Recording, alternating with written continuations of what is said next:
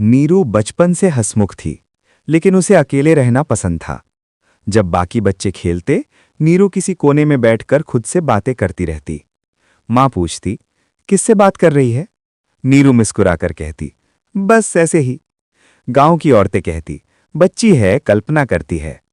लेकिन कई बार नीरू रात में नींद से उठकर एक ही दीवार को देखकर चुपचाप रोती रहती। वो कहती, कोई मुझे देख रहा है। उस समय किसी ने ध्यान नहीं दिया। नीरू की शादी होती है। ससुराल अच्छा था, पति सीधा साधा। लेकिन शादी के बाद नीरू को एक बात खटकती थी।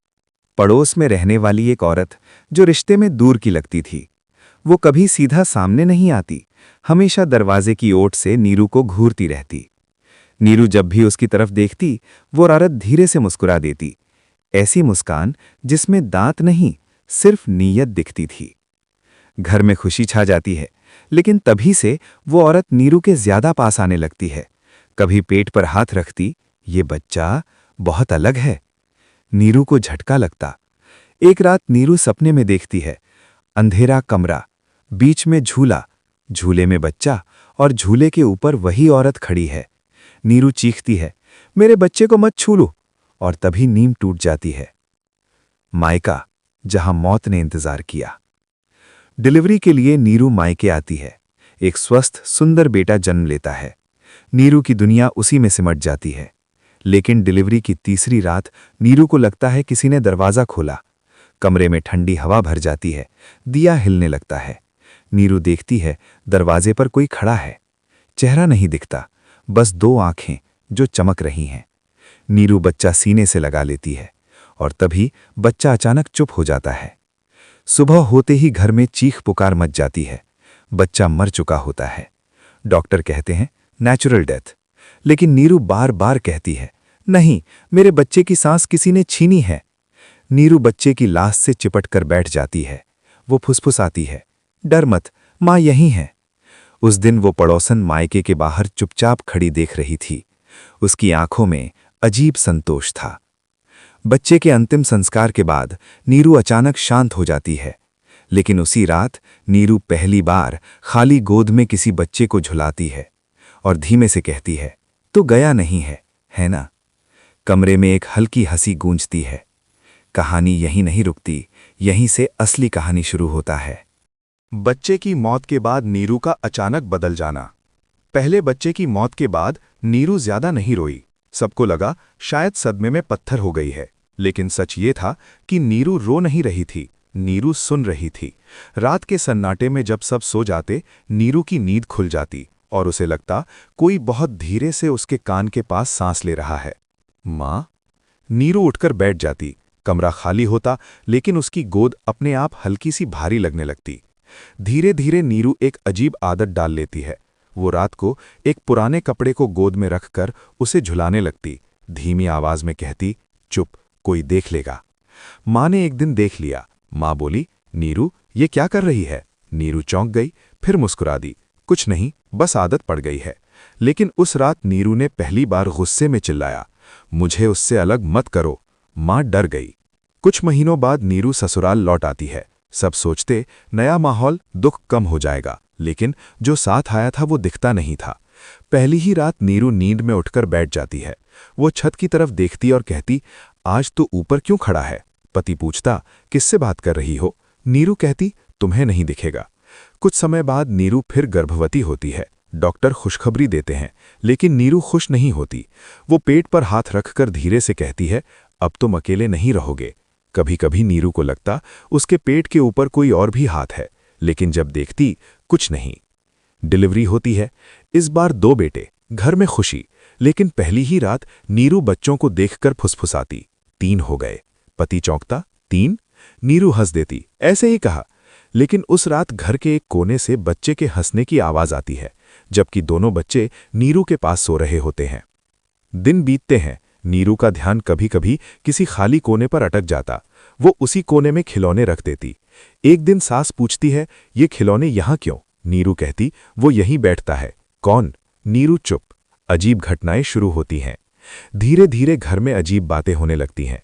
खिलौने अपने आप सरक जाते, बच्चों के गाल पर उंगलियों के निशान, पालना हिलता बिना किसी के छुए, और सबसे डरावनी बात, जब जुड़वा बच्चे अचानक एक साथ एक ही कोने को देखकर रोने लगते।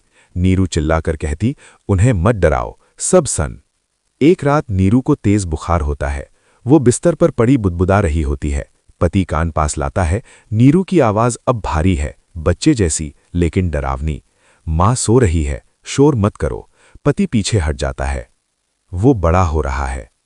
कुछ महीनों बाद नीरू अचानक कहती है, अब वो चल सकता है। सब पूछते हैं, कौन? नीरू कहती है, तुम्हें सच में नहीं दिखता? वो दीवार की तरफ इशारा करती। वहां कुछ नहीं, लेकिन दीवार पर छोटे हाथों के निशान धीरे धीरे उभर आते हैं। नीरू का नया घर बनता है। शिफ्ट करते ही डर कई गुना बढ़ जाता है। पहली ही रात घर की सीढ़ियों पर किसी के दौड़ने की आवाज। नीरू मुस्कुरा देती है, नई जगह पसंद आ गई इसे। उस रात छत से बच्चे के हंसने की आवाज आती है। नीरू का अजीब व्यवहार। अब नीरू कभी कभी जमीन पर बैठकर किसी अदृश्य बच्चे को पढ़ाना शुरू कर देती। कभी थप्पड़ मारती, शरारत मत कर। कभी प्यार से, माँ यही है।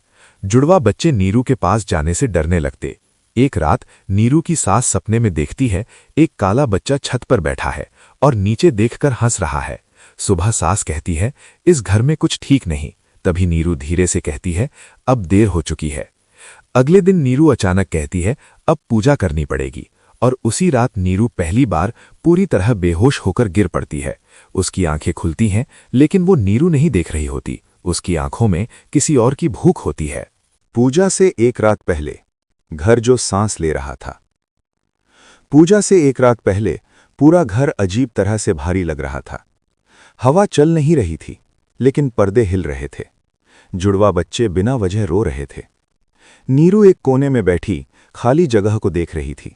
धीरे से बोली, कल वो लोग आएंगे। पति ने पूछा, कौन लोग? नीरू मुस्कुरा दी, जो हमें अलग करना चाहते हैं।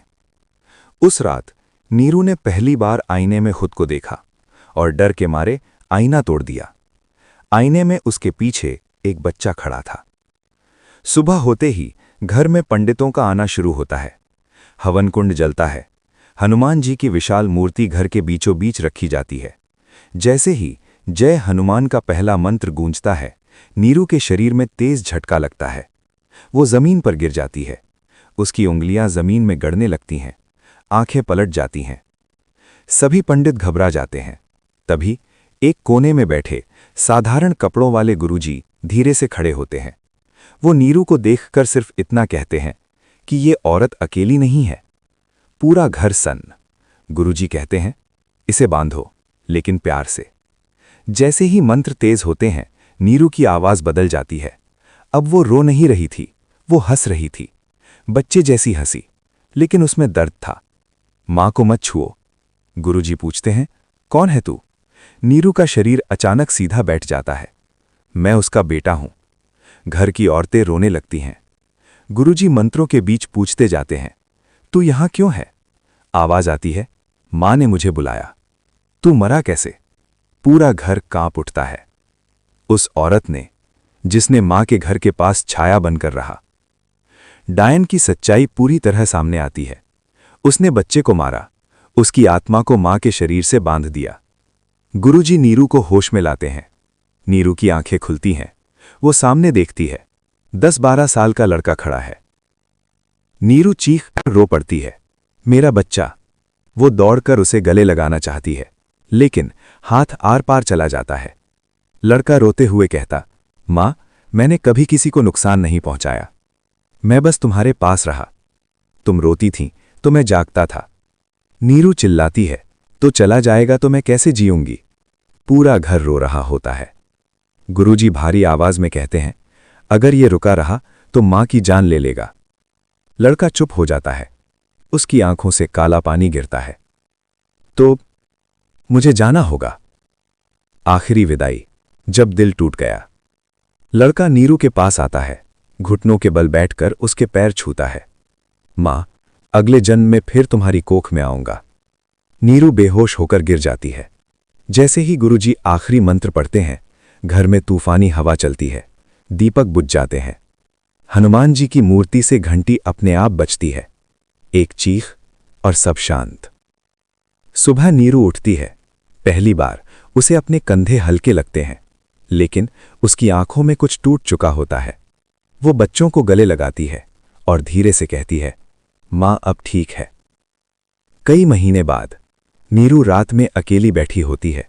अचानक हल्की हवा चलती है, किसी बच्चे की आवाज, माँ। नीरू मुस्कुरा देती है, लेकिन पीछे दीवार पर एक छोटा सा हाथ फिर से उभर आता है। कभी कभी माँ और बेटे का रिश्ता मृत्यु से भी ज्यादा मजबूत होता है।